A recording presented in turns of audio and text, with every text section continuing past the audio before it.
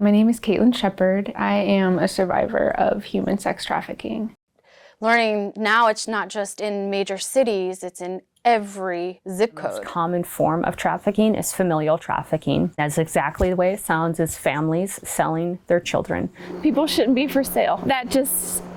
To me, that's just such an awful, awful thing, that somebody feels that they have the power over someone else. It's not your typical taken situation, where a girl gets taken and they sell her at a market. I went to a conference and I heard from a human trafficking survivor. She was the victim of her boyfriend, who actually forced her to do drugs, to sell drugs, and to be a prostitute. Manipulation through emotional manipulation, gaslighting, etc. They will convince the victim that the victim is wanting to do this to help the man that she loves out. From the ages of 6 to 8, I was molested by a male babysitter, and nobody knew. So even at a young age, I just felt like I didn't have a voice. Nobody was noticing what was happening to me. We typically deal with more of the cartel based, where people have paid a fee to the cartel to be brought to the United States. When they get here, typically they're held against their will until family pay their release. And a lot of times they are just, they keep holding them and they keep bleeding money out of them with threats that they're going to kill them. That just kind of hits me hard a little bit, because our drug epidemic in West Virginia, you can see where it plays a part in sex trafficking. When it comes to finding a victim, and anybody can unfortunately become a victim of human trafficking. They and other females in their family may be more than likely victims of childhood sexual abuse. So they've heard from an early age, you're damaged goods, you're fat, you're ugly, it's stupid, good thing you have a body, because that's how you're going to provide for yourself. Both the businesses and the associations that they belong to, I think, are key points of contact for this effort to stop human trafficking.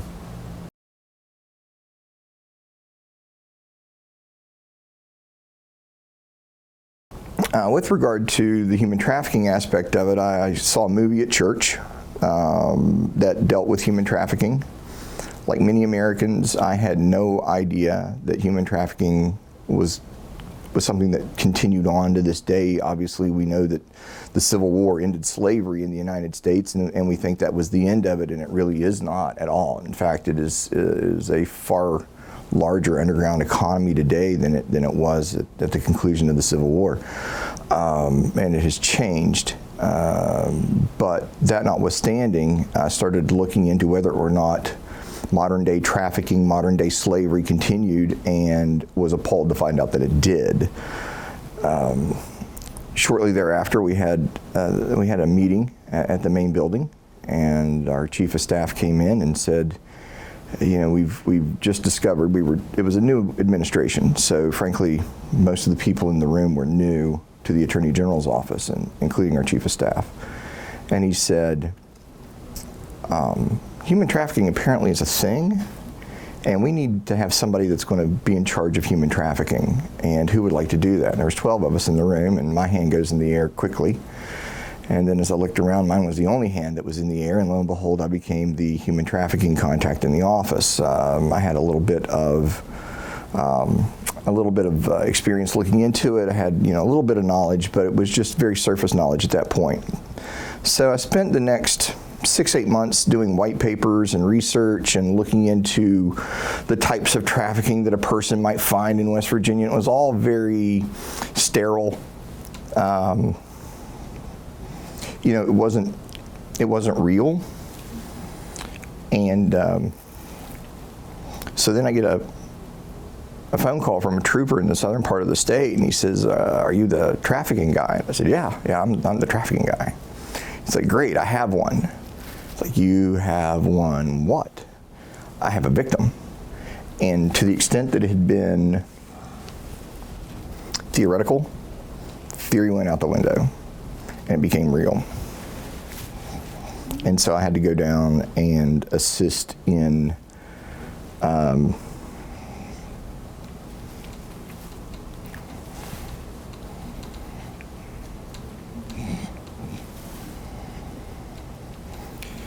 the forensic interview of a 12-year-old.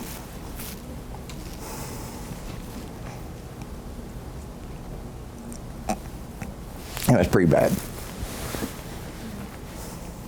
Was that a familial trafficking situation? It was. Mom and Dad had been selling her for 11 years, and let that math sink in. And that's about as far down that pathway as I'm going to go. A lot of people think you're going to get kidnapped off the side of the road and shoved into a van and sold in the sex trade. We're seeing it, one of the biggest forms of trafficking are through devices. Children on devices. 1,000 times more likely to be lured through a device than you are off your front yard. You know, and that is for parents so that they're keeping a close eye on their kids, and it starts by having a conversation with your children, but also is the boyfriend tactic, it's the grooming. So a guy will show you he loves you and he cares for you and he's luring you and he's grooming you and he's telling you you're so beautiful, and next thing you know, oh, I did all these things for you, now I'm gonna need you to do something for me.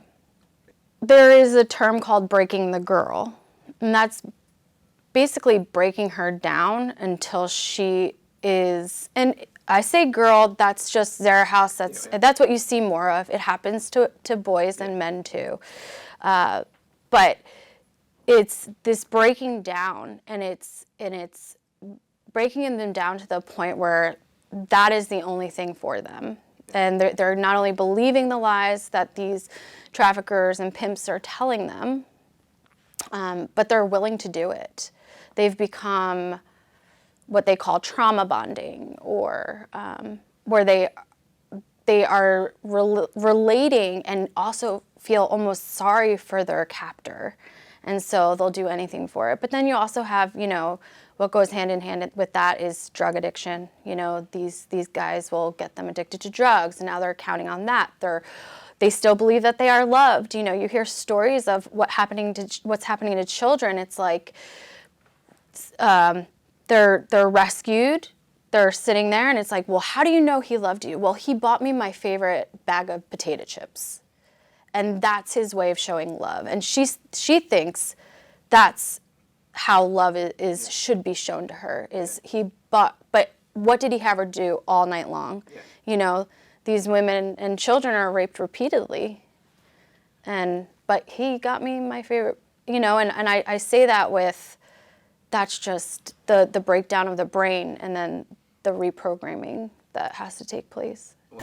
Well, there's a lot of different ways you can, I guess, be sucked into trafficking.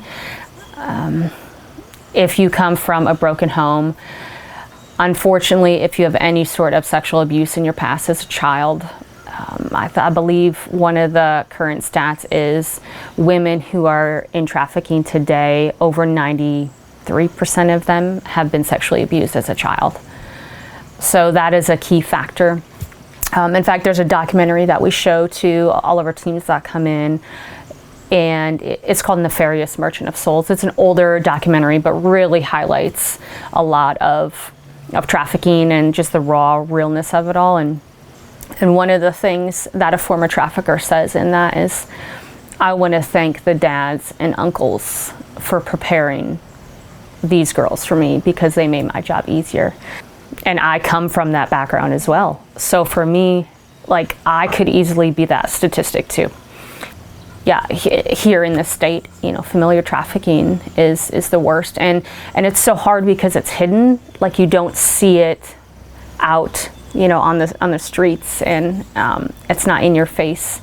But it'll look like a kid going to school, maybe withdrawn, and very, very shy, but going to school and still doing the everyday life. But, you know, they go back home and they're being sold for sex however many times a day, and just for a family to feed their addiction. And it's hard, and that happens not just here, it's everywhere. You know, it's everywhere. That's in every zip code in the United States right now.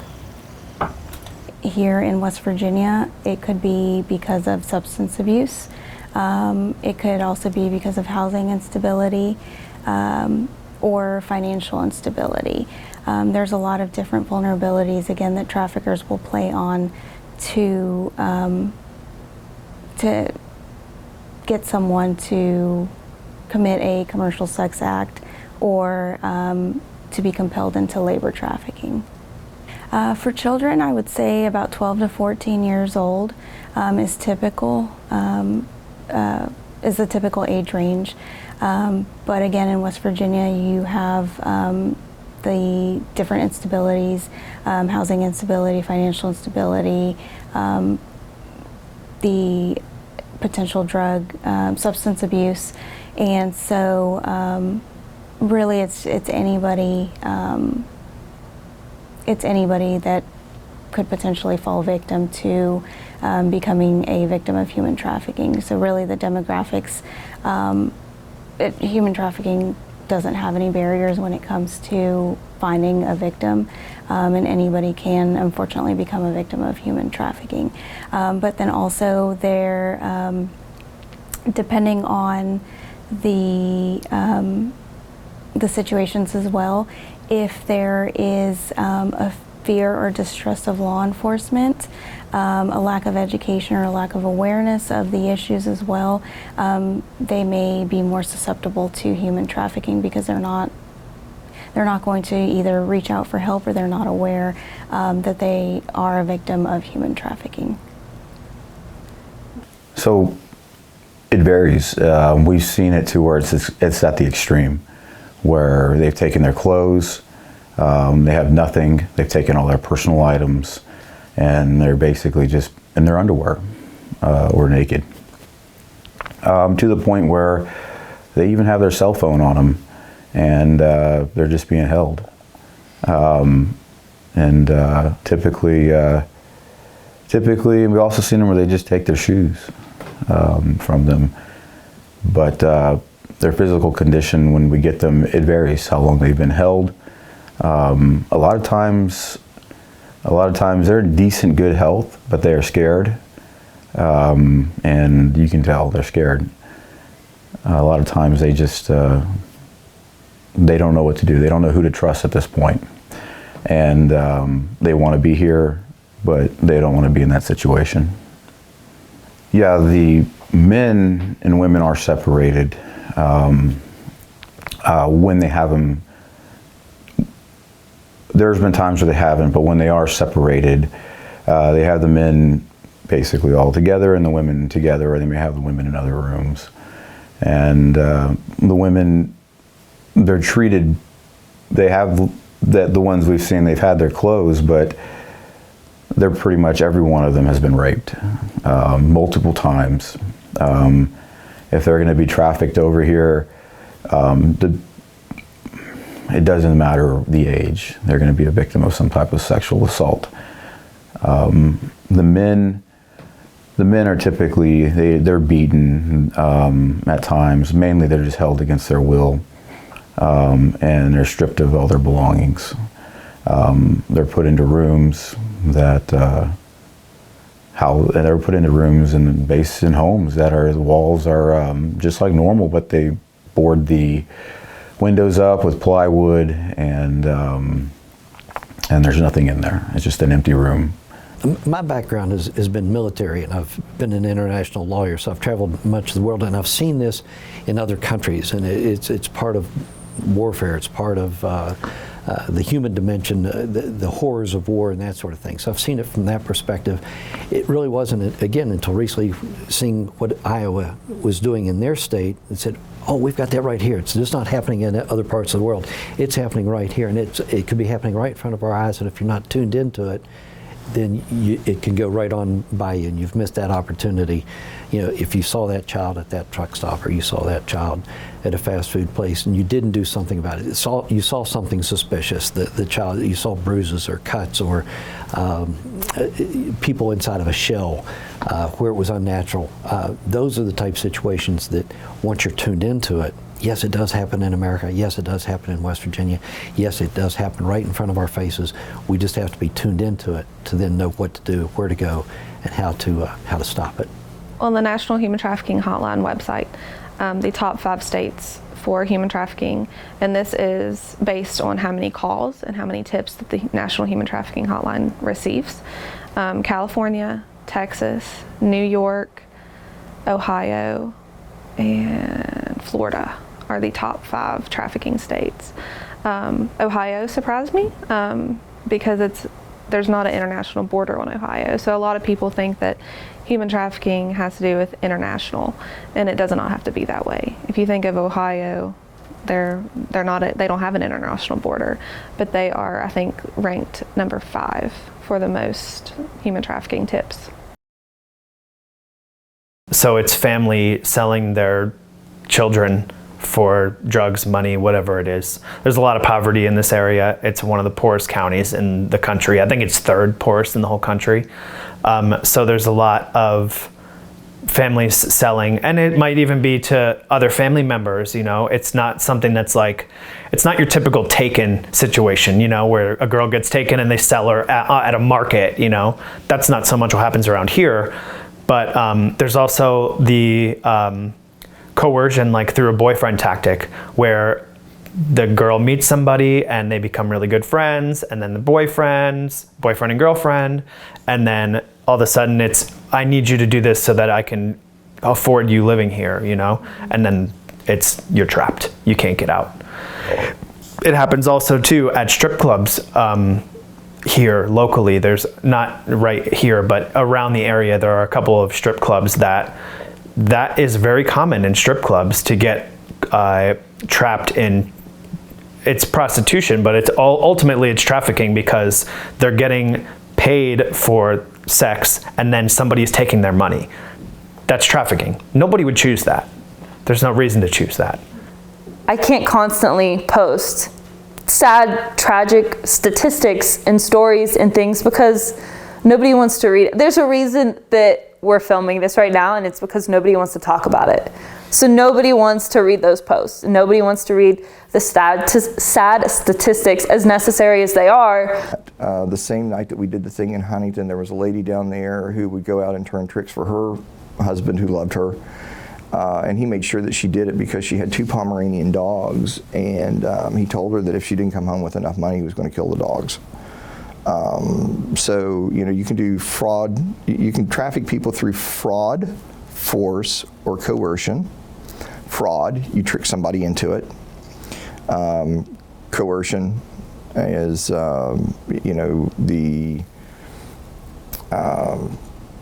kill the dog is a prime example of the coercion. And then force is what you think of more if you've ever seen the movie Taken. And everybody, when they think about human trafficking, they seem to go to the movie Taken. If you haven't seen it, don't let me spoil it for you, but it's about human trafficking and a girl gets taken. But that is the rarity. More often than not, it's much more subtle. There's much more, there's much more emotional and mental manipulation than physical force. And so that's where you would really see more of the human trafficking. And then because of the fact that it's oftentimes through fraud or coercion, people don't think of it as the person's being forced into doing it. But anything that negates that person's consent to engage in those activities, and then the person who is exploiting them capitalizes upon that and uses their services, their labor, or their sex, that's trafficking. And the other really interesting thing about trafficking laws in the state of West Virginia and also the United States is if the person is under the age of 18 and they are engaging in commercial sex acts, and that can be prostitution, it can be what do they call it, remote access computer events where they basically are doing chat rooms online, or maybe they're working in an exotic entertainment, but they're under the age of 18. They can say, yes, I'm willing to do this, but they are still a trafficking victim. A person under the age of 18 cannot consent to be trafficked, and somebody behind that child is out there manipulating them. So if I could get one thing out to the people that see this, is take the term child prostitute out of your vocabulary. It does not exist. That is a myth. They are victims. If it's not familial trafficking, it can be online dating, I guess, could be an example, because a lot, that's become very, very popular. And I think it's great. I know a lot of people that have become married through it, and they've been married for years. And I think that's great, but there's also risks that come, especially not even online dating, with the internet, with social media, with TikTok, especially now, Snapchat, it can be a big one. Where you meet people, you get to know them, you never truly see their faces, because there are so many different ways now with AI technology, just anything else, that they can come off as somebody that they're not. And then they can get to know you. Traffickers, they'll groom you, they'll tell you all these beautiful things that they can give you, that this can do for you. And then they hear your sob story, and they tell you, especially women who have already been assaulted in some way sexually or have a history of it in the home, you were doing it for free, we can make money off of it. And I think that's one of the most heartbreaking things, especially as a Christian. Sex is pure, and it's something that nobody should ever even think to make money off of, and especially use other people to make money off of that.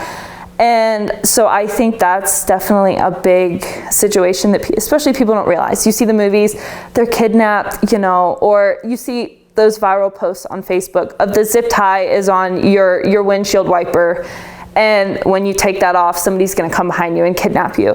Not that that's impossible and that's not potentially could happen, but that's not the that's a stereotype. That's not always reality. It's typically people that groom you, they get to know you, or it is your family, as heartbreaking as it is to even admit. It can be family, but a lot of it is people that groom you. They get to know your sob story, they get to hear what you've been through, and then they tell you all these pretty lies that sound great, and then next thing you know, you're just living a nightmare. So sometimes there's branding with tattoos, you'll see. If they have bruises all over them, if they're dressed a certain way, there's definite signs. So I would encourage people to really educate themselves on what to look for, and then if you see something, say something. Don't just ignore it. I mean, obviously, if you're going to put the woman in danger in that moment, maybe don't do it, but don't ignore if you see something wrong, definitely step in. Because people just want to turn a blind eye. And that's why we're I think the world leader in human trafficking is in the United States. California, I think, is the highest number.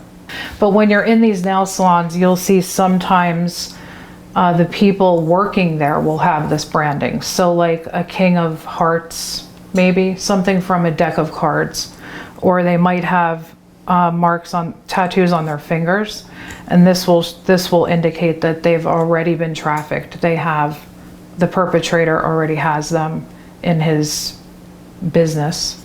It could be the name of the perpetrator, but in a weird way, like tattooed around the neck, like a necklace. Why do they do that? That's just to show that she is his property. It's sick. Yeah, it's a power play. It's bad. So I've seen it in the nail salon a few times, and I've tried to ask the lady helping me, but they're scared. Halfway through, I just said, hey, I noticed that you have these tattoos on your fingers. What do they mean? And she was like, then she hid her hand, but she can't really hide it if she's doing my nails, right? So I basically then picked at it a little bit, like, I'll use your phrase. And I said, I just have never seen anything like that. Are you okay? She got beet red. And she got up and walked, and she's like, I'll be right back. And then she came out of the bathroom, looked like she was crying. The tears were coming. I'm going to get upset talking about it. I felt so bad for her. But it was that simple. I was just asking about her tattoos. So she was probably hearing in her mind the perpetrator saying, I'll kill you if you tell anybody. So that's why I had to call the police when I left. And what was her specific tattoo? She had the King of Hearts. I think it was on her ring finger on the left hand, and it was facing out, so not like facing her, so that you could see it, you know, the K when you look at her hand.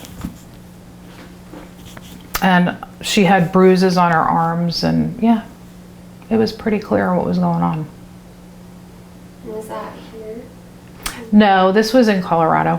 When I toured the Fusion Center, the ladies who were there combating it described instances where victims were forced to do things on camera that they might not be willing to do. That's a huge problem. Also, I saw where there would be posts for terrible things sexually, and it was very prolific, more than what I would think. And it also is able to be tracked across state lines and where it's posted, and it looks like there's a lot of transient behavior kind of moving through different areas, probably to avoid detection by law enforcement. But the internet seems to play a very large role in human trafficking, especially child porn. I mean, obviously that's always, you know, human trafficking because that child cannot consent. On one side, they're being held in just a regular home in a normal neighborhood. Some of these neighborhoods are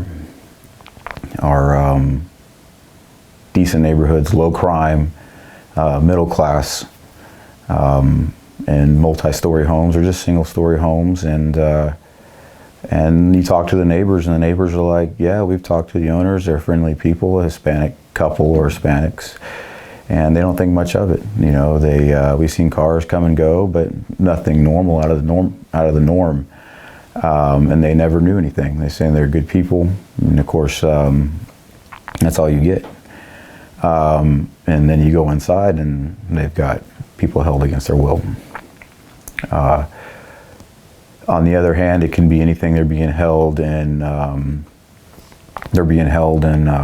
motels across different locations. They'll move them from location to location, and not there for more than a day or two in one location. Other times, the more massage parlor, gambling type of room, that's more of the Asian culture. They're typically either held for just sex, or and even that, it's I've seen them where it's like they're just being used for work, for labor, and not necessarily sex, but they're just getting labor out of them. And they're real secretive on how they operate in that area. You may never know, and they're working at a business, and they're not getting paid. They're working their right to be here or whatever. We don't get a lot of that. I think mainly because the Asian culture tends to be, they don't talk a lot, and more quiet. And they have an ocean to cross as well. Versus here, there's a lot of family that they're already here in the city, or they're already here in the town that they're at, and they're just waiting to get their family members. So I think I always had the view that, you know, somebody would be snatched off of the street or brought across country lines, you know, kind of being sold into modern day slavery. I had that impression, when really it can be a family member who traffics their child. It could be a boyfriend trafficking their girlfriend, or a girlfriend trafficking their boyfriend. It's also both male and female. It's not just female victims. There's a lot of things that have surprised me, but that was the number one. I mean, it can be happening right in front of you, and you might not know. The quality of life in America is great. People may say things, they may have their opinion about it, but coming from those countries and the ability to live your life, have that freedom, and pursue happiness, it's a blessing. And it's what a lot of people will seek when they come from these other countries. And the cartels know that. They know that these people want that. And they guarantee them a false hope of that they're going to get them over here. And they know that they can just keep bleeding money. They also know they can get them over here, and they will. They'll fulfill that, because if they're not doing it and they're just killing everybody, then they're not going to go to them. So they take that gamble, and they do it. And the only thing they're looking to get out of the people is money. That's all they care about. Life to them means nothing. The values of these people are not the values of our values, and they will kill you in a heartbeat.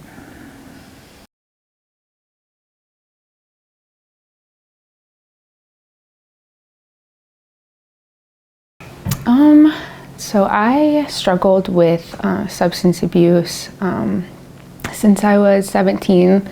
Was when I kind of got into the hard scene. I was, can I say a little bit about my childhood as well? Yeah, please. So, I was born into a very loving family, and, I was raised with morals and values and loving yourself and, treat others how you want to be treated and all of those good things. And in middle school and high school, I was very athletic and involved in school and sports like that, and in counselship or leadership council, when I started struggling with substances and my sexuality, and my parents were divorcing around that time of high school, I got into relationships with other people and essentially, was around the crowd and drugs and things like that. So at age 18, I was a part of a pretty huge crime case, I would say. I was there when a man had overdosed and had passed away. And that's just like the depths that my addiction had taken me to, so I was getting charged with that for being there. This was in 2016. And I believe I had a warrant out, all of that messiness and the guilt from that at 18 years old, letting a man die. I didn't run to call 911 or anything like that. Just being in that lifestyle with those people, very, very influencing. You don't feel like you have a voice, especially at 18 years old. So around that time, the guilt ate at me, and I was in and out of treatment centers. And so specifically one day I went to detox, and I left after 3 days. I was feeling very ill. I was still very incoherent from all of the detox medications and things. And I had left early. I went in Toledo. I was walking on the east side of Toledo, and I stopped at the 7-Eleven. And like I said, I was very out of it, incoherent from the detox medications, and I was just sitting on a curb, no phone, nowhere to go, nothing like that. And no kidding, but it was a white Dodge minivan, pulls up, and there's 2 men in there, and one comes out of the passenger seat, and he has a ponytail and a black headband, and looks like a very classy older African American man.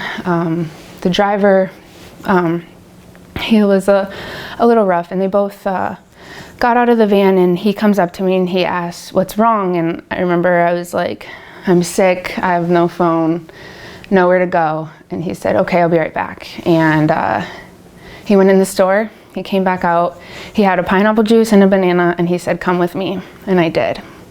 And when I got in the van, for the next 5-6 months of my life, I was in human sex trafficking.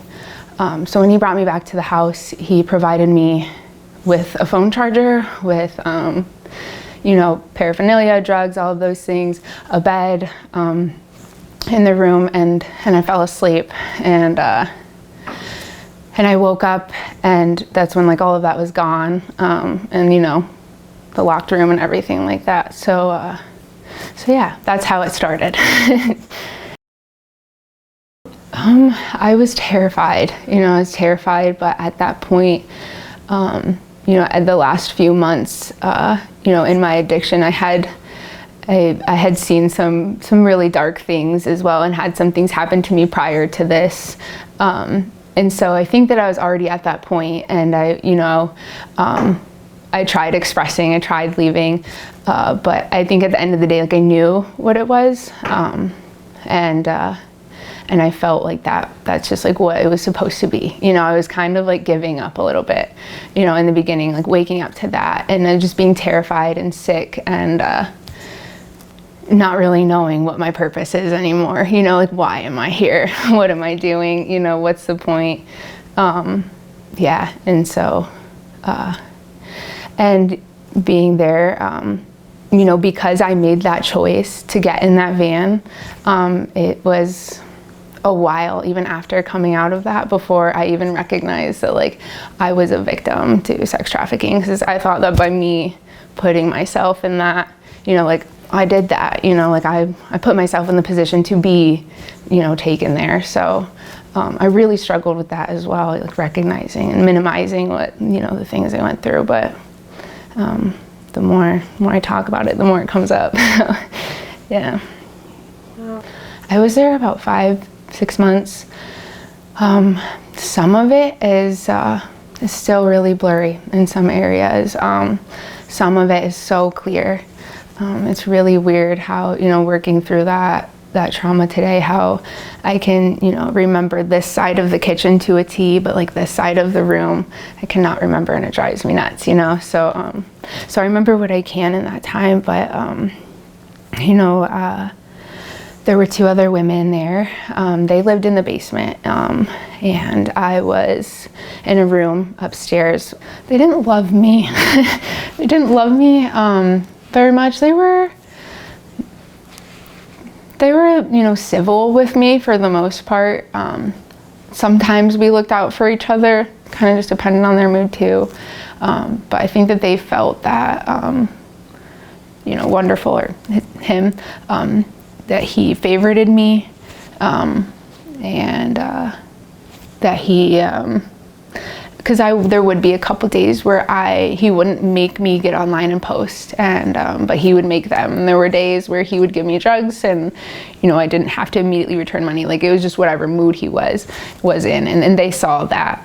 So that didn't help me either, at the same time. But so they weren't always so kind. But they worked hard, I guess. Evie, she was several, the older one, she's like 30s. She would do several men in a day. She would see, and she had been doing it her whole life from, what she had told me. And there were times where, we would like hang out together in the house, here and there. But we never were close or anything like that.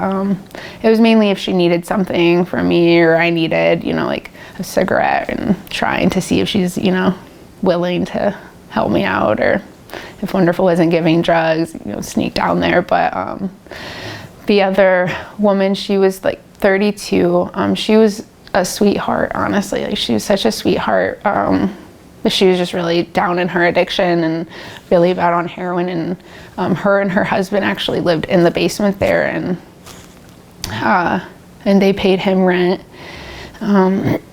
so they were good to like come and go. And she was super sweet. We didn't talk much because they were, in the basement, and I'm all the way up here. Like, we really didn't run into each other much, other than if I was able to go to the kitchen or things like that. So that situation I didn't know much about. I tried not to ask questions, and I just like kind of observed for myself. But I do know that like they paid rent, but she was still having sex for money. So I don't know exactly what that, situation was, but he had his own room and I had my own room. But there were locks on both sides of my door. There were locks on all doors in the house. He also sold drugs, heroin, and crack cocaine. And he was also very involved with the community. He would volunteer. He was involved with his son's school system. One night he took me to a football game, his son's football game. So it's like you would have never imagined, but he came off as a family man when you walked in the house, or you had to give him a kiss and then sit down at the table, for dinner. It was kind of strict like that at times, and then there were times where it was just chaotic and things just didn't make sense. So there were the two women in the basement. They were older, like 30s, 40s, and you could tell they'd been doing it for, they'd been there for a long time. He uses them to help groom, I guess, the newer girls coming in the house. So they, showed me the ropes, how to post on Backpage and Craigslist. He had nothing to do with posting or anything like that. There was no ties to him. You would never get a tie to him. We would essentially do it ourselves. And so we would make a post, and how it worked was, you take a picture of yourself, like your face can't be in it or anything, and you're posting and you're pretty much advertising yourself, like height, weight, and prices, and wait for people. So he definitely had a lot of rules. There was no African American men allowed, they had to come there. We weren't allowed to leave the house, obviously. He had a setup in the garage where he kind of made it like a little apartment-like, I guess. And it's not clean or anything like that. And literally just used like this old couch or the cement ground with a rug on it. And before anything over $100, like we would have to give to him before anything happened. So like he had his rules in place, and I remember being terrified. I remember one night, I was passive and very scared, but one night a man told me we would have to ask those questions, like, are you African American, are you white? Because like we're terrified. Either way, we're in a situation. And one time he told me he was white, and this man came and he wasn't, and I was scared. I'm like, I'm not going to turn you away at this point. I'm terrified. And so, afterwards, I remember walking back up to the porch, and he was just standing there, and he was just like, what are you doing? And I remember, like, I thought that was it. Like, I broke a rule. That was it. Like, I was so scared for my life after that. But, that's all he said, and left it at that. And I think, it's like, make sure that never happens again. But that was just, the intimidation and the fear, just those little rules. And I'm not really sure why he had those in place, but, and I was his main, main person that he would use, I guess. My room was next to his. He would bring other girls home sometimes, and then he'd let them go. And I would remember being so angry and so resentful. Like, why are they only here for a couple days, And that was like more in the beginning where, like, I knew I didn't have, I didn't have that choice. And so I would say about 3 months in was when I really started to, I was officially groomed. Like, I had my phone back. I, was, like, I had that trust with him, that loyalty with him. And I thought that I loved him in a sick father figure way at that time. you know, he called me his A1 since, you know, A1, and, you know, or Katie baby is what he called me a lot. And like I was his right hand person at, you know, or so I felt at that time. I went on the runs with him. He would take me to go try and pick up other girls. And at that point, like I thought that was, this is what I'm supposed to be. Like, this is what I'm supposed to do. Like, this man loves me. Like, he takes care of me in a father figure way, you know, in a way that I thought I never had, you know. You know, he provided for me in ways that I thought was what was supposed to be, you know. So it was very confusing. It was so confusing. And that trauma bond grew and grew. But it was about, and it was a very like bipolar household. Like I said, you know, we'd have family dinner sometimes. We had Thanksgiving together. And then there were times where like he wanted to see nobody and he would, you know, don't come out of the room. There are times, you know, towards the end where I'd still get locked in the room.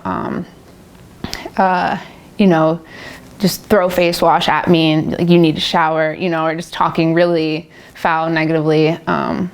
He was never too abusive, thank goodness, to me.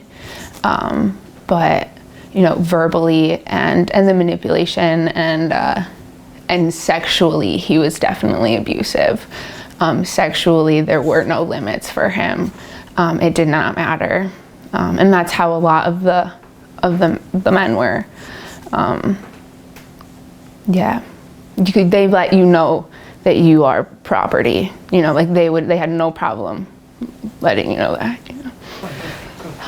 If he was upset, you wouldn't get to eat. Sometimes I remember going days without eating. I would hide chicken nuggets in my pocket from McDonald's in my jacket pocket, and thank you, and save them because you know you just never know. I remember that. It's when McDonald's had chicken tenders rather than nuggets, and I'd save them in my pocket, you know, because you just didn't know. But there were times, you know, where if he was angry, you know, you wouldn't eat. You weren't going to eat for a day or two, or you know, you wouldn't get cigarettes or drugs, or you'd be really sick or just locked in there. He wasn't too violent, thankfully, in that manner, other than sexually, but he had his ways, you know. You know, constantly saying things like, no one will ever love you the way that I do, no one will ever take care of you the way that I have, or do, you know, like, that's all that thing is good for, you know, referencing to my body, or me, you know, like, that's all that you're good for. You know, those are some of the negative things that he would say, but manipulation, it would be, you know, like making me feel, like there was one time, you know, after he had just like really aggressively taken, you know, had sex with me, that he had like laid in bed and was trying to talk and cuddle with me. And that was very confusing for me. And was asking me questions about my life, and I'll never forget that moment, because I was like, is he caring about me, you know? But I'll never forget, like, immediately right after that, you know, like, he went and had, you know, picked up 3 other girls, and, you know, I heard them screaming, you know, I was just doing the same thing to them. So it's like, you know, I'm trying to think of some other ways. It was just, you know, how he would talk to me or make me feel, or the things that he would bring me. Like, sometimes he would bring like a brand new jacket, like a Nike jacket, and be like, I got this for you today. When really, like, come to find out, someone just probably gave it to him, you know, but he had like tried, I guess, or was trying to come off sweet and be like, see what I do for you. Now come on. As soon as he did something for me, he would expect something in return, you know, so yeah. Oh, for sure, anytime. And you never knew when. I could be like, you know, baths are still really hard for me to this day, because I remember like I'd be relaxing taking a bath in the bathroom, you know, like the one place of solitude, and he'd come in and, you know, just pull it out and like, let's go, you know, like it just, you just never knew.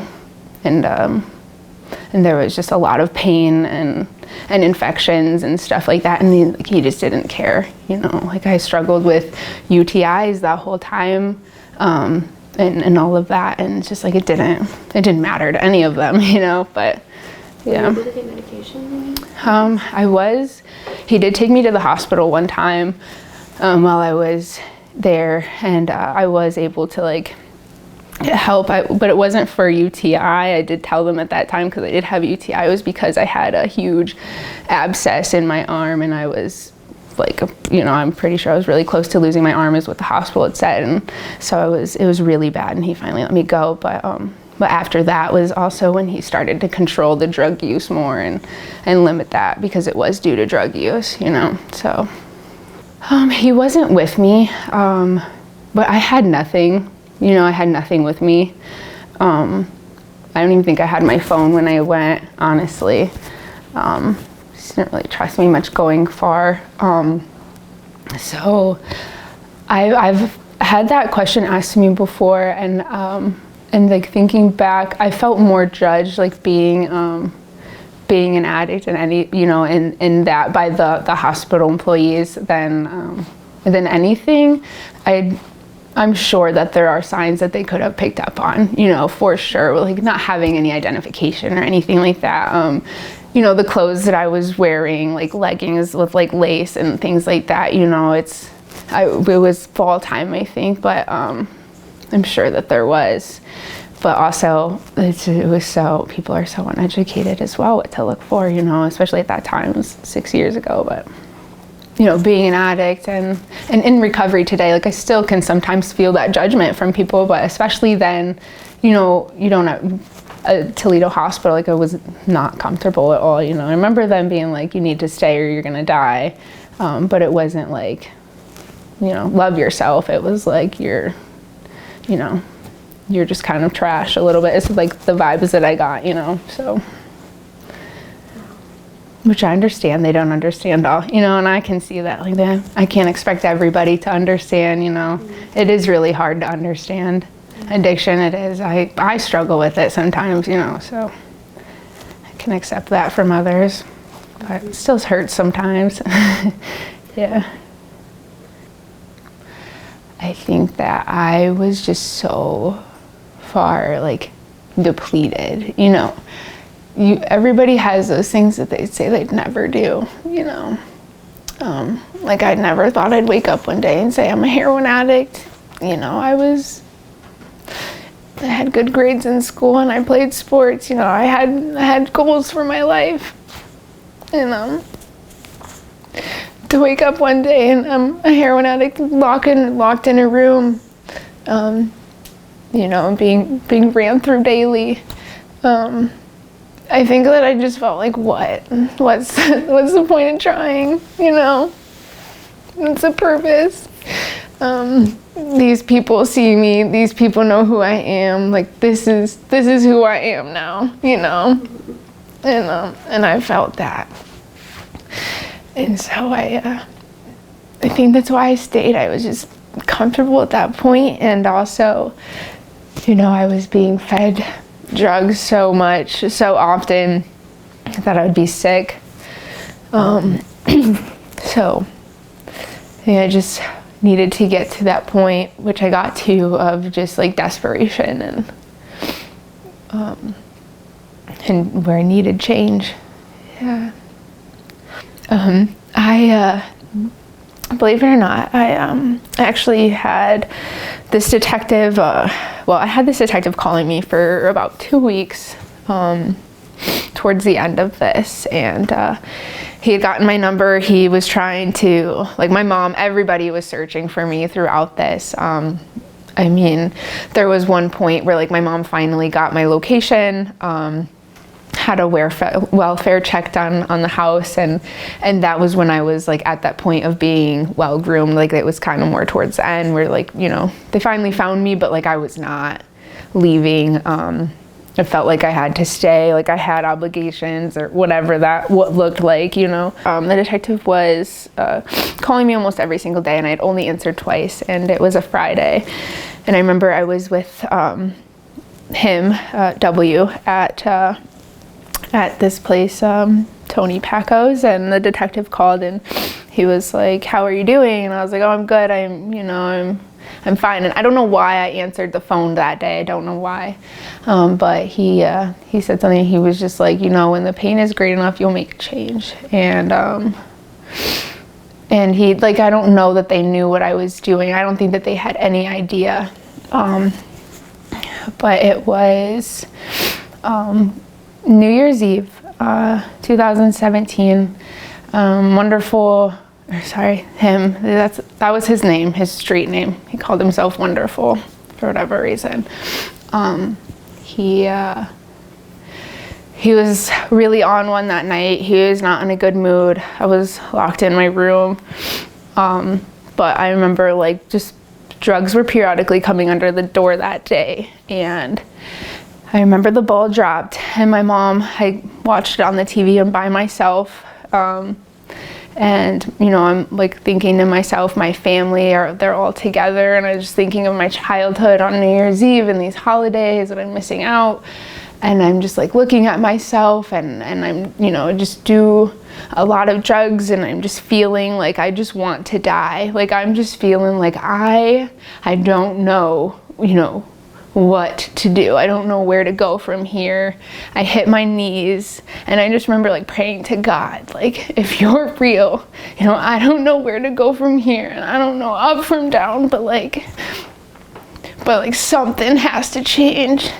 And it was at that night that I had the conversation with him. I was like, hey, like, let me get off these hard drugs, you know, like I know you're always stressed about money, like I'll save you money, like I'm not going to be using your product, like let me go to detox, and get off these hard drugs.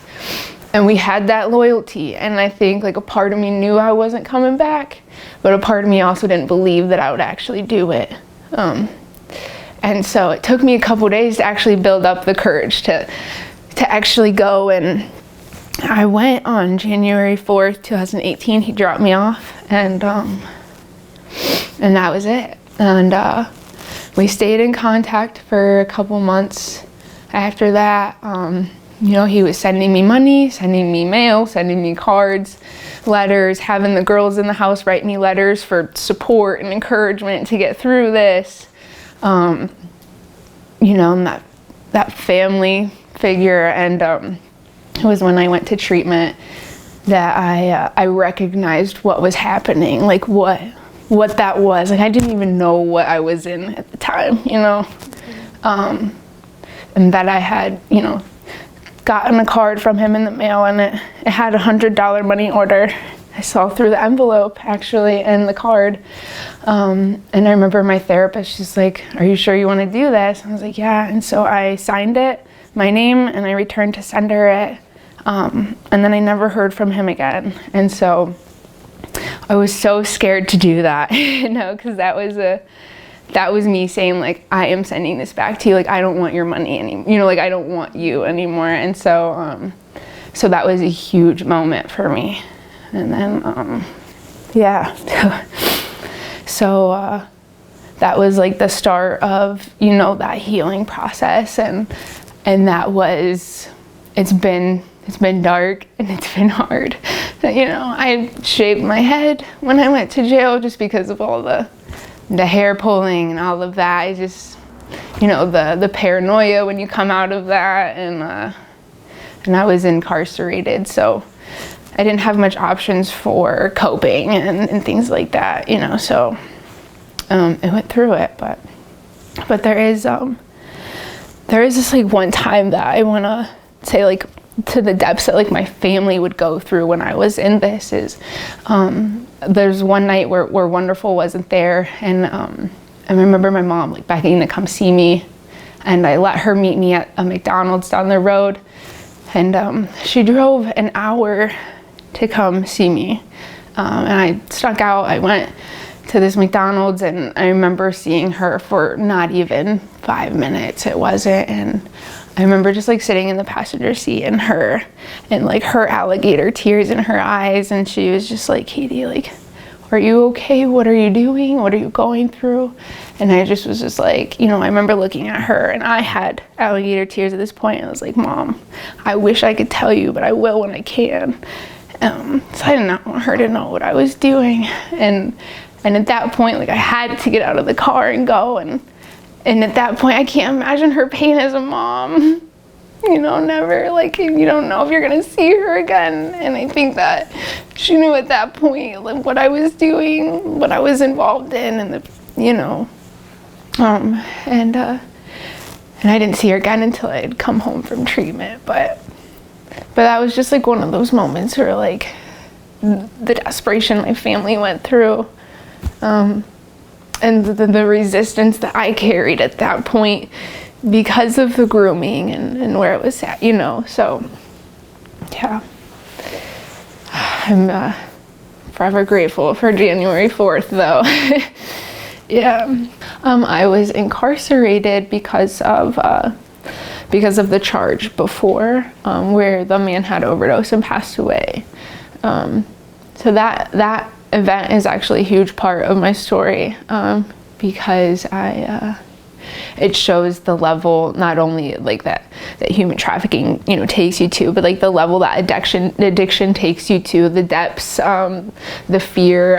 I was with an older drug dealer, very like violent drug dealer, and an older friend, and I had just started getting into that crowd, that scene, and I had no idea what was going on. And when this man had died, you know, my first reaction was call 911. But that was not accepted, you know, like that was not a thing.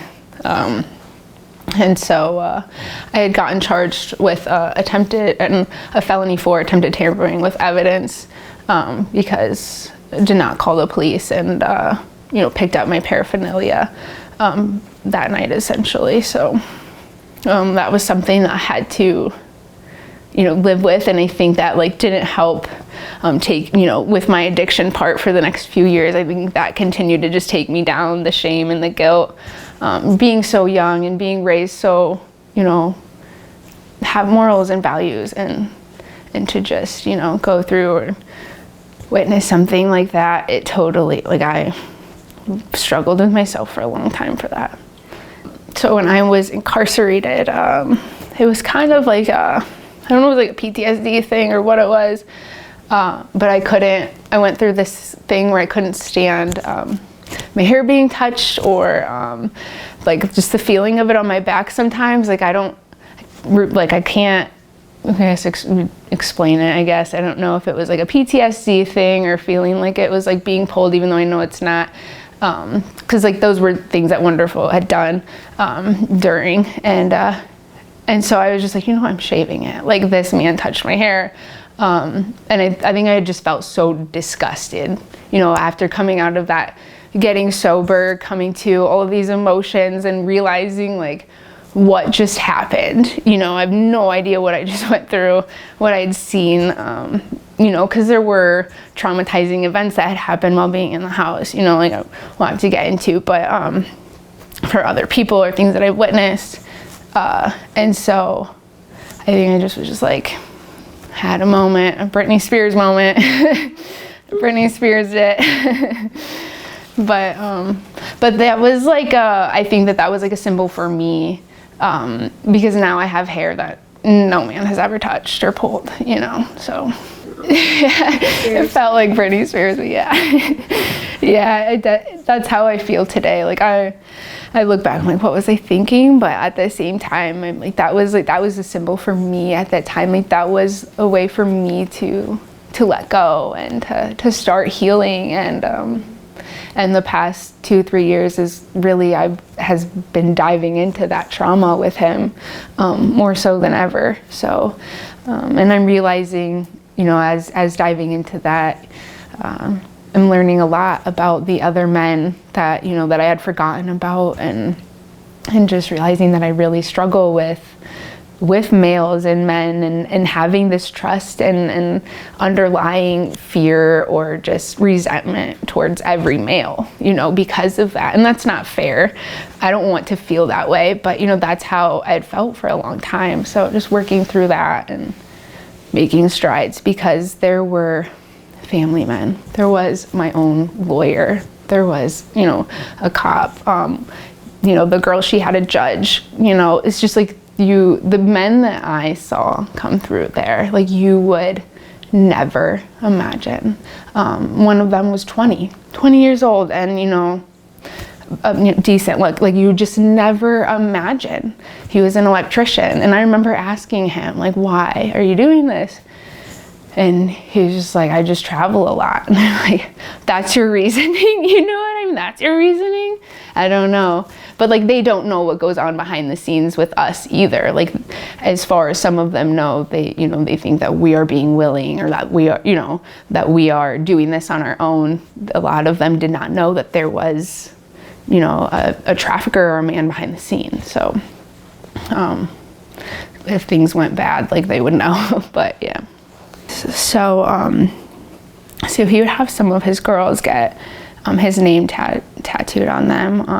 One of them had like full right here.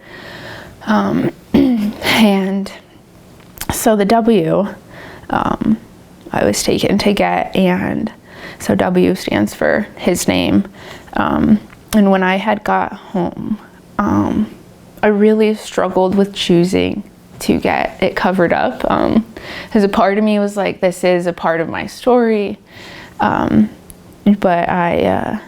the more I thought about it, I'm like, this, like, I can't look at this anymore. Like, this is, you know, I'm branded, you know, like, this is how I feel, and still to this day sometimes. But so I had went with a couple of my friends, and we covered this up with the lotus flower, and I chose a lotus flower because of the resiliency that it stands for, of just like, you know, going through the mud, going through the struggle, and like coming out on the other side. And that's kind of how I looked at this, is like, women don't get to come out on the other side when they go through this. Like, I see those other two girls, and they're gonna do that forever. Like, they don't know any other life, you know. And like, for me, like, I am so grateful that I got to come out of this, you know. So it is a huge, you know, symbol, I guess, resiliency. But I see the W through it all the time. It's still there, and it's really dark, but you know, but I have it's a part of my story. So was the W forced on you? I just went with it, you know. I went with it. Yeah, it's just what he did. I knew, you know, at that time, it's what it was. Yeah. Mm-hmm.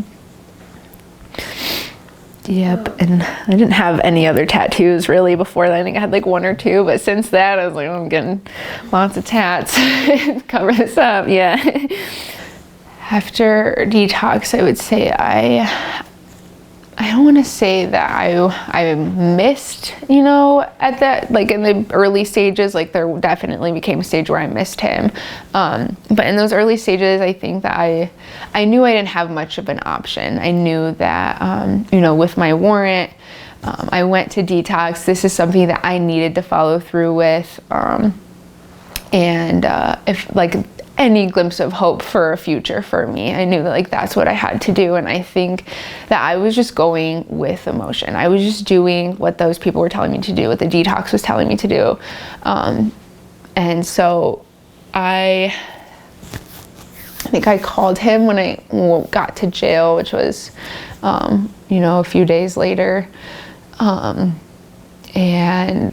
you know, I had talked to him for like about a month, and I think that I knew deep inside, like I was not going to go back to him. But a part of me struggled because that was my home. Like that had became my home. That had became like my comfort in a sick way. You know, he answered the phone when I called, and he would tell me he loved me. He wrote me letters and things like that, you know. So I'm like, what? Like, that was confusing to me too. I'm like, what is this? You know, I would have never expected this man in the, you know, position or figure that he thinks he's in, to be so caring, I guess. But also, like, on the other side of that, I see where he might have just been manipulative, make sure I'm coming back home to him, you know. So I did struggle with that and missing him. And then there came a point, I think it was probably about a year after, where I really, you know, was struggling with it and thinking about him a lot. And I wouldn't say that I necessarily like wanted to go back or missed it, but just like, you know, that comforting part and just like where I was at that time. And so, you know, it just felt easier, you know, those thoughts were coming and whatnot. But, you know, when I went into incarceration, I was incarcerated for 3 months, and then I was sent to a 6-month treatment center. And in that treatment center was where I did the most work on myself. And I got completely vulnerable, completely honest, because that wasn't my first time at a treatment center. Prior to the human trafficking, like, I had been to a couple. And so, you know, there is when I, you know, returned to sender the letter to that, or card that he had sent me. I actually reported him while I was in there. And it was the first time that I spoke about, you know, obviously some of those events that had happened and prior to that. But I really learned about, you know, my thinking and the negativity and how to forgive myself in ways, like starting that process and learning how to love myself from the inside out, I think was the biggest thing that I learned while I was in there. And so that set the foundation for, you know, the next 2.5 years of my recovery, of just trying to survive, you know, after coming out of that, of just trying to find who I was, after completely depleting myself of, you know, everything I felt worthy of. You know, I just didn't feel like I had a purpose, and so trying to figure out what that looked like. And I still struggle with that sometimes today. I do. I really do. Like, I still struggle with the self-disgust or the insecurities at times, you know, or just wanting to shower all the time, you know. Like, I probably shower more than anybody still to this day, because I don't know, you know, because it's just how I felt, just feeling dirty, you know. And it's just how you view yourself sometimes. But with the work that I have done and the amount of work, you know, I'm able to see those moments and to see where I'm at today and to see the beauty and all that I have to be grateful for, and to see, like, how good God is, you know. And that through that time too is also where I found God. I struggled with that whole idea my whole life, up until hitting my knees, you know, that New Year's Eve, and then, you know, going to jail, and it just took the church lady to say, like, have you ever given him a chance? I was like, not really. And she's like, why don't you give him a chance without asking for anything in return? And so I did, and you know, that started the journey, you know, for me and for God, and it's just been growing ever since. And coming, you know, from those, it's really hard to have faith sometimes, or to see the good, or but today I'm able to, you know, I can see where that has been used for the better today, you know. So